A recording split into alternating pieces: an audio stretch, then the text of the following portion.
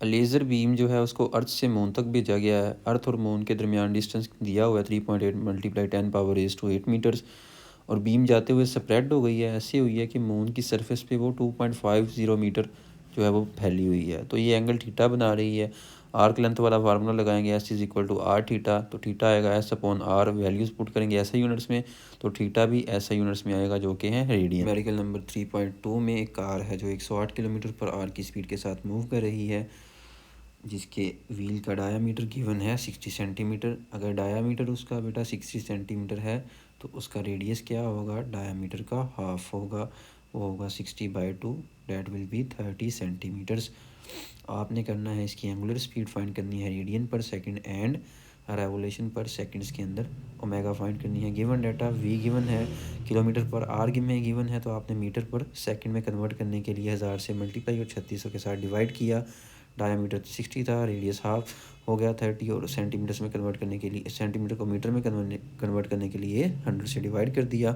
Formula v is equal to R omega use हुआ, omega V upon R ऐसे units में put करेंगे तो आंसर भी रेडियन पर सेकंड में आएगा, जो कि ऐसे यूनिट्स हैं। कन्वर्जन करने के लिए 1 रेवोल्यूशन में 2 पाई रेडियंस होते हैं, तो रेडियन को कन्वर्ट करने के लिए 2 पाई के साथ डिवाइड कर दिया, तो आंसर आ गया रेवोल्यूशन पर सेकंड। नेक्स्ट 3.4 प्रॉब्लम के अंदर एक 0.5 मीटर लॉन्ग रस्सी है जिसके साथ एक 0.5 किलोग्राम के मैस को बांधा गया है, तो उस स्टोन को एक वर्टिकल सर्कल के अंदर घुमाया जा रहा है। वर्टिकल सर्कल के अंदर घुमाने पर जो मैक्सिमम टेंशन है वो 35.6 न्यूटन है, एंड मैक्सिमम टेंशन जो होती है वो बॉटम पोजीशन में होगी।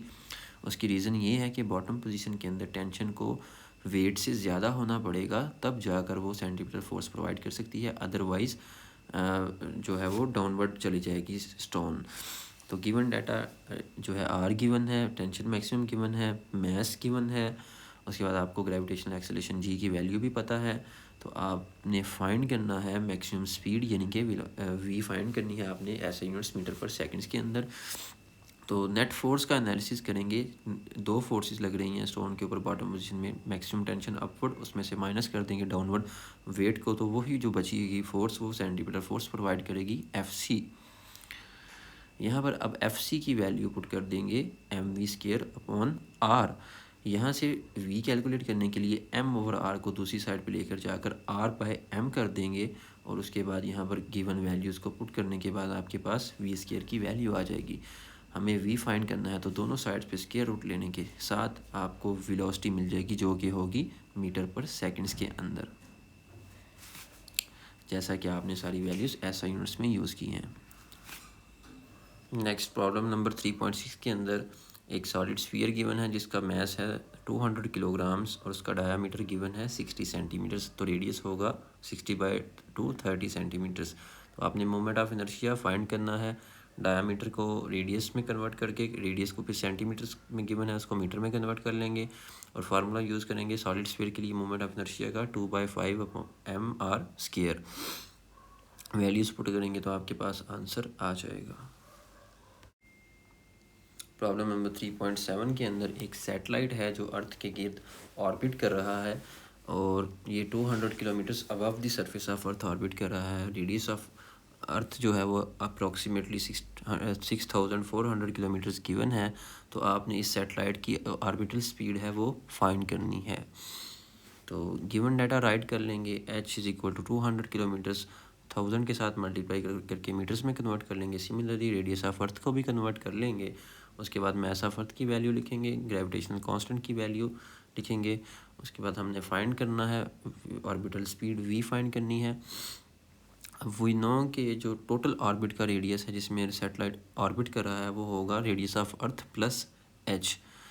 तो दोनों को ऐड करेंगे, सिंप्लीफाई करेंगे तो आपके पास आर आ जाएगा। फार्मूला यूज़ करेंगे ऑर्बिटल स्पीड का, v is equal to G capital G m upon R, और स्क्वायर रूट लेंगे उसका। तो वैल्यूज़ पुट करेंगे फार्मूला के अंदर, कैलकुलेट करेंगे तो आपके पास फिर ऑर्बिटल स्पीड जो है वो आ जाएगी। प्रॉब्लम नंबर 3.8 के अंदर एक स्पेस स्टेशन है जिसका रेडियस है 20 मीटर्स और वो रोटेट कर रहा है 0.5 रेडियन पर सेकंड की एंगुलर वेलोसिटी के साथ अपने ही एक्सिस के गिर्द। उसके अंदर एक एस्ट्रोनॉट है जो वो भी स्पेस स्टेशन के साथ साथ ही रोटेट कर रहा है, तो आपने उसकी जो है ग्रेविटेशनल एक्सेलरेशन, वो कितना ग्रेविटी फील करेगा, वो फाइंड करना है। तो यहाँ पर क्योंकि वो भी सर्कल के अंदर ही मूव कर रहा है, तो उसका जो एक्सेलरेशन होगा वो भी सेंटीपिटल एक्सेलरेशन ही होगा। तो formula V square over R के अंदर आप V equal to R omega रखेंगे, तो आपके पास एक्सेलरेशन का फार्मूला आ जाएगा आर ओमेगा स्केयर। उसके अंदर जब आप वैल्यूज़ को पुट करेंगे, सिंप्लीफाई करेंगे, तो आपके पास ग्रेविटेशनल एक्सेलरेशन आ जाएगा 5 मीटर पर सेकंड स्केयर। इतना ग्रेविटी जो है वो फील करेगा।